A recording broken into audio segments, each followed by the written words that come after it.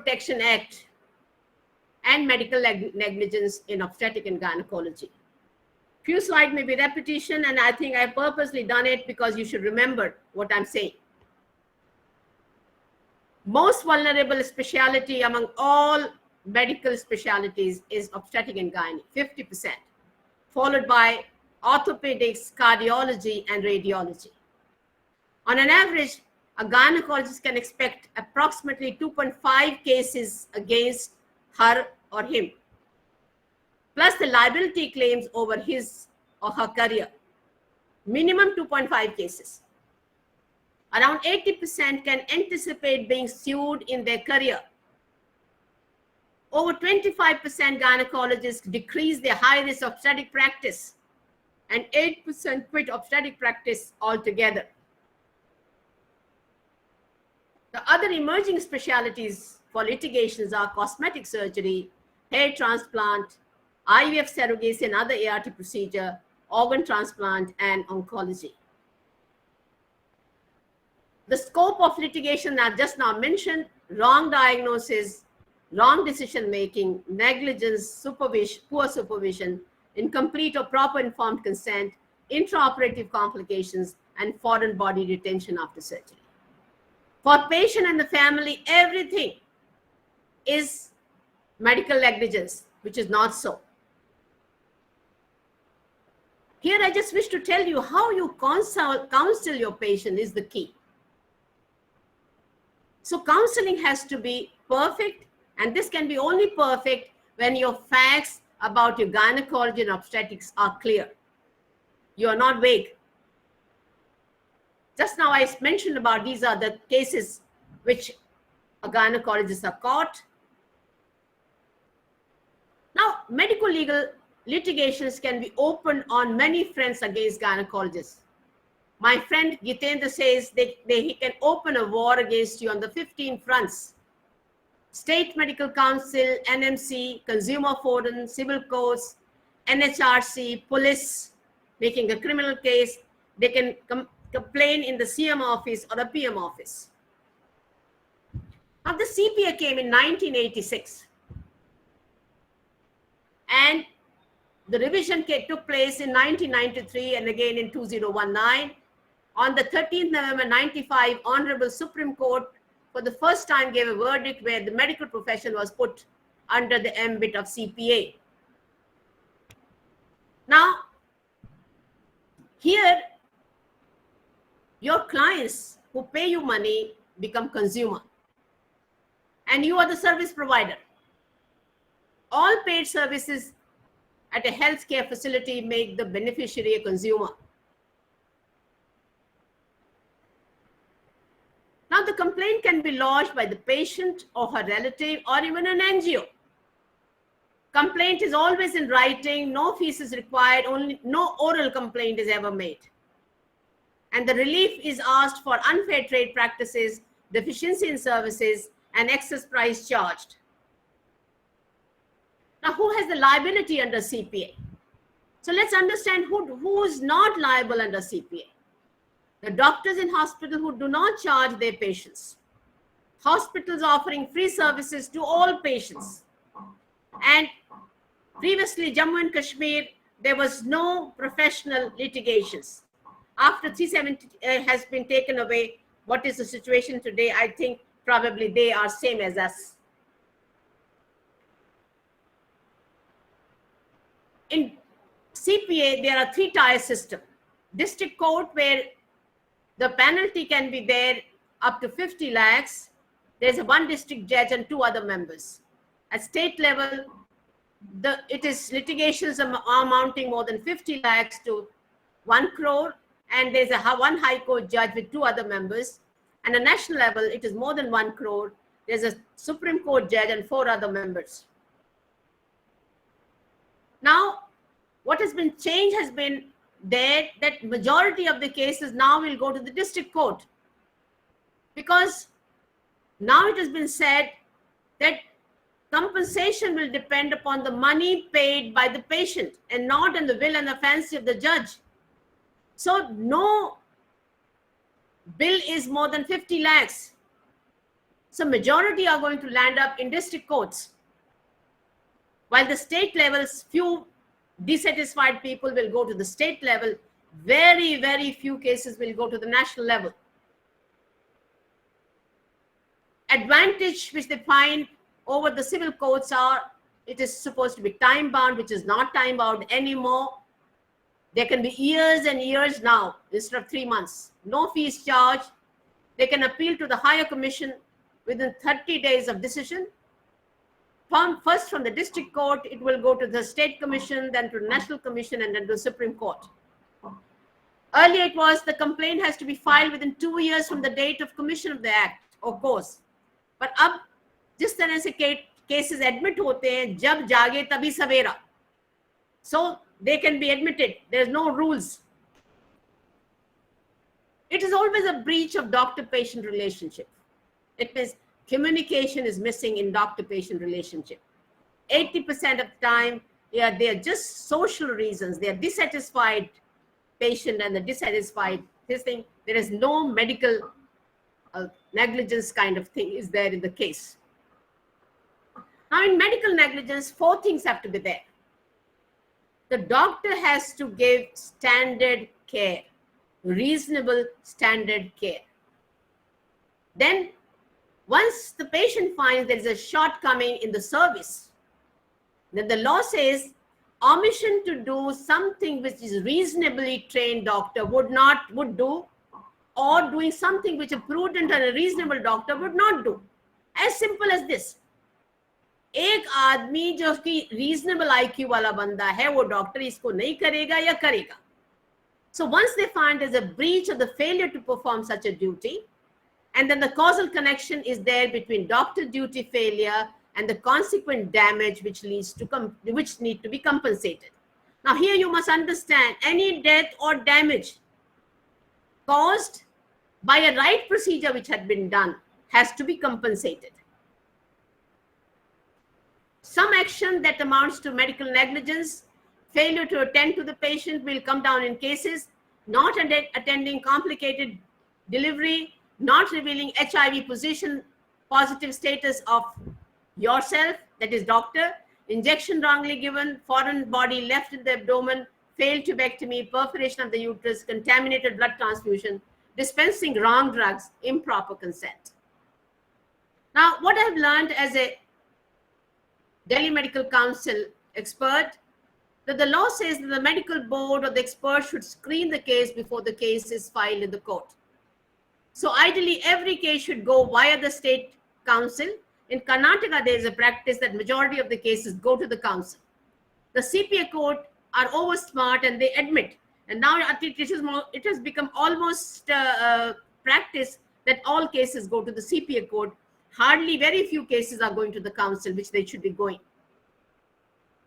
In DMC, there are 3-tier process: executive committee, disciplinary committee, and the council. The executive committee is of 5 members which are elected among the members. Chairperson is the president of the DMC, and then the experts specialty wise. All cases are screened by the committee, assisted by subject experts, by the case file, and the review of literature submitted by the doctors. Few cases, there is a personal hearing of doctors and the family and patient. The disciplinary committee is chairman elected among members of DMC, the president of DMA or a nominee, a lawyer, 1 MLA, an eminent person, NGO worker, and the expert of that case. Council consists of chairman elected members, has a special power to increase or decrease the punishment. What punishment? They are out from the DMC register. This is only disciplinary action they can take. Now, how medical legal cases are addressed? Law cannot teach us medicine. Let's be very clear. Law cannot teach us medicine. But the jury's perspectives, I'm going to enlighten you. How medical legal cases are addressed? There are some landmark judgments which each one of you should know about these cases and should keep them in a file, and they should be right in your clinic. Legal principles definitely prevail, which is again our Hippocrates oath: do no harm. Now, one is Bolam test. This was decided in 1957 in UK.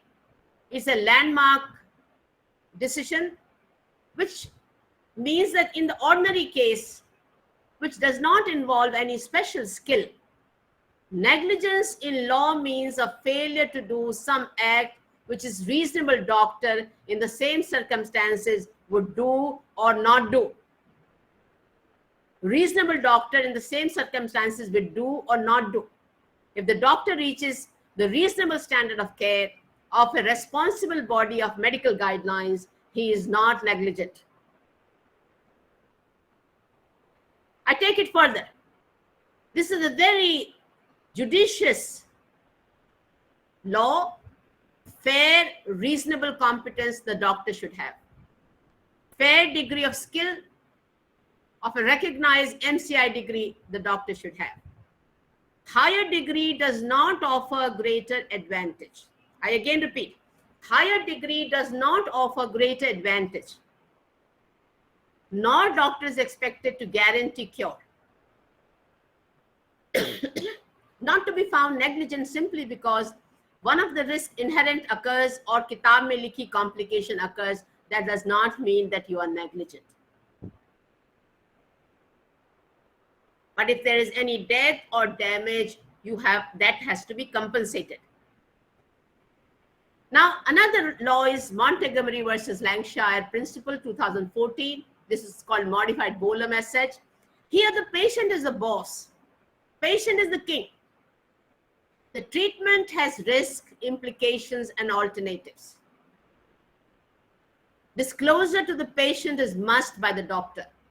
And this is the criteria of informed consent, that you have explained the risk, you have explained the implications and the alternatives. Doctor is under duty to take reasonable care to ensure that the patient is aware of risk involved in the recommended treatment and of reasonable alternative or variant treatment available to treat. I'll give you an example from my clinic in the last 1 month. One patient came for IVF from UK. She has a child of 8 years and now she wants an IVF. She had a brain stroke, 2 episodes. One was in December 21 and another was on 23rd of July, just last month. So when she asked for IVF, I said, look, you have had recent 2 episodes, and for that you are on regular anticoagulant treatment. Not a single day, you can miss it out. Because you stopped on an hours, that's why the second attack happened. So you must consult the neurologist here. Once he gives okay, then only you will be admitted for IVF. She said, Doctor, he has said okay. I said, no, I don't believe this. You must get me in writing. So I wrote a note to him and he very categorically said no. Another patient came for IVF just to be on 15 days back. She's a morbidly obese patient with a BMI of 34. She has uncontrolled hypertension, takes 6 tablets to control her blood pressure to 140 by 100, and her diabetes is also uncontrolled. She has 1 child of 8 years. She wants an IVF. So I told her, look, you have got 3 morbidities and the complications as a result of stimulation and things are expected. So you must think about it and must consult your doctors whether you should undertake this particular risk or not. And this is called telling them about the risk, implications, and alternatives. What is the duty of the gynecologist is? Our wealth is patient trust. Our competence and behavior, openness, innovation, and high standard of integrity and following the standard guidelines is our USP. Law cannot teach us medicine. No legal law books are there for doctors. In absence of defined laws, the landmark judgments become a guiding force. So the doctor has to have a reasonable degree of competence, NMC recognized degree you should hold, reasonable degree of care you must impart, and mostly the experts in our field go by peer review and the common sense, while the personal discretion of judges matter a lot. Now I'll give you an example. There is one called negligence per se. A PIMS doctor practicing allopathic medicine. He is referred as quack. And this is famous case cited time and again, Poonam Verma versus Ashwin Patel. No further proof is required because you don't have a qualification for the branch you're practicing. You are not an allopathic doctor. Why are you practicing allopathy? Now the second is res ipsa loquitur. Things speak for itself. You've left a mop inside, you've left an instrument inside the abdomen, you don't require any other proof. So the case is decided. And there are various laws of the land which have to be respected, and each gynecologist must know them in detail. That means you must now, IPC and CRPC are getting revised. This has been there for a long time. MCI Code of Conduct, earlier it was 2002 and now 23. All acts like MTP, PCP, NDT, ART Act, Surrogacy Act, POXO Act, all these things you must know. Now, the landmark judgments which we gynecologists must know, keep for ready reference in your clinic. Permanent Katara versus Union of India. Here, the person was hit by the scooter and by the speedy car was taken to one of the hospital. They did not attend and referred them to a hospital which was 20 kilometers away. And the decision was taken that the life of the patient is most important. And even if you are not have a specialization, MBBS degree teaches you to take care of the primary care which you need to give to such cases. Another case is Jacob Matthew versus State of Punjab. Here, a patient of advanced age with advanced cancer, terminal case of cancer. In Ludhiana, he fell breathless. The son took him to Ludhiana Medical College. He went there and asked for a sister to give oxygen. The cylinder was empty. Another cylinder was brought. That was also empty. And then finally, the case went up to the Supreme Court. And it was decided that the medical board has to scrutinize before court admits the case. If the oxygen is not available in the cylinder, it is not doctor's job. It is the hospital duty. Another one is Kusum Sarma versus Batra Hospital case. Patient, this particular thing shows again that the patient has a right to know the risk, the implications, and the alternatives to the treatment which is being offered. This is called informed consent, was lacking in the operation case. Martin D'Souza versus Muhammad Ishfaq Nizam Institute. Here, high-tech person working in Hyderabad got paraplegia after a biopsy was done for a neurobenign fibroma. The message of the judgment was that judgment error does not mean medical negligence. Error in treatment also does not mean medical negligence. But if there is a death or damage caused by your procedure, which disables the person, has to be compensated even if you are fully qualified, have great reputation. Prabha Manchanda versus Samira Kohli, all of you know about it. This is on consent, consent, and consent. This lady had an endometriosis, had problem with dysmenorrhea. She was taken for diagnostic laparoscopy, and there everything was adherent. So the doctor called the mother and took the signature for hysterectomy. When she came to know that hysterectomy has been done, then she took Dr. Prabha Manchanda everywhere, and the final decision was, जो consent आपने ली है वही करना है. Patient की consent important है, the relatives don't matter. Patient consent is important, और जितनी consent ली उतना ही काम करना है. Then VP Shanta versus Cosmopolitan Hospital, 1997. Here there was a fall from the cot. The surgery for fracture was done. It was fracture neck of the femur. There was a small salivary gland swelling. That was also done. Failure to deliver X-ray film. No informed consent was taken for 2 procedures. And before surgery, it means the informed consent is must before surgery for all procedures which are done. And it is a patient right. The patient is the king to know all this. Now, consequences of legally cognizable medical negligence are 3 categories. disciplinary action with DMC and NMC take, monetary liability which the district and the state courts decide in terms of money, and criminal liability is always in terms of punishment. Then Kunal Saha versus Dr. Sukumar. This, I think all of you know about it. This US doctor and a doctor wife visited their family in Calcutta. This case went in the course for 15 years, and he sued finally 26 doctors and Emory Hospital in Calcutta and Beach Candy Hospital. The lady had toxic epidermis necrotitis. Now here, the steroid which was used has to be given once in 2 weeks, which was done in Emory Hospital. It was given twice a day. So once the people realized that the mistake which has been done, they wanted to switch over to the daily steroids. The patient deteriorated. Husband took her from Calcutta to Beach Candy Hospital in Bombay. And in Beach Candy Hospital, the documentations was super. So finally, out of the 26 doctors, 3 doctors in Emory Hospital had things against them. And the lesson learned was the documentation can save you and the hospital from penalty. Finally, when the court, it was decided, it was said that, because this doctor was working, it was when the money had to be paid, it was 11 crore, and this was done between Emory Hospital and 3 doctors. Burden of proof is on the alleging person on negligence, that is on patient.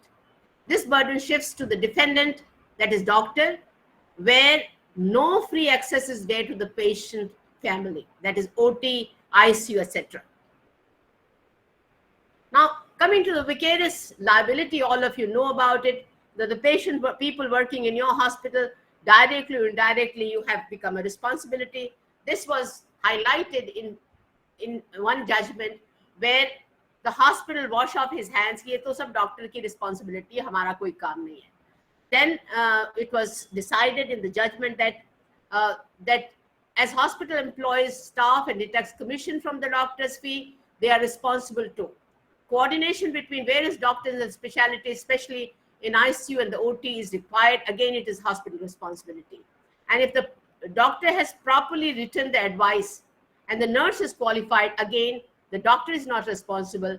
This lapse comes on the hospital part. So the responsibility in a unit system of vicarious liability is junior has minimum responsibility. Senior resident has a partial responsibility. If the person is postgraduate, yes. Consultant and consultant has full responsibility. Department head has no responsibility. Hospital head has vicarious responsibility, which I highlighted in the previous slide. Now coming to landmark decision of Suresh Gupta versus Union Territory. The lesson learned by this was unexpected death and unable to come to conclusion is not considered as medical negligence. Now, in this, a plastic surgeon was operating on a nasal septum when the anesthesia was given. Soon after, the patient succumbed. Both the doctor and anesthetist rushed the patient to Gangaram Hospital, and he was declared as dead. Now, various terms, every doctor came to know what is 304, what is 304A, 337 is causing hurt, and 338 is grievous hurt. Now, 304 is here, nobody can, now this Jacob Matthews judgment came, the 304 is arrest is a very, very rare. Nobody can put you behind bars. So no panic in medical fraternity should be there of 304. It's a paper arrest. An appeal to the lawmakers, the police, citizens of the country is don't doubt the intention of the doctor. No doctor wants to kill his or her patients. Offense under 304 for doctors, that is punishment for culpable homicide and not amounting to murder. Intention is very clear. We don't want to kill anybody. If the death has taken place, here the punishment is, it is non-bailable. 10 years jail or fine or both. The bail can be only given in the court by the judges. While majority of the case against doctor is 304A, causing death by negligence, that is rashness or negligent act, which can occur on a death out of table, immediate post-operative patient, unnatural death, not amounting culpable homicide. It is bailable, and this can be done at the police level. Now, this can be granted by police officer, rupees 950 bail money. You can call your friend or colleague, and everything can be sorted out in 20 to 30 minutes. Here, the maximum penalty of jail is 2 years or fine or both. Now, what has come from the various constitutional bench of Supreme Court, 2 golden rules in favor of doctors. Negligence has to be gross. जो साधारण बुद्धि का doctor करेगा या नहीं करेगा. An expert medical opinion before proceeding is must.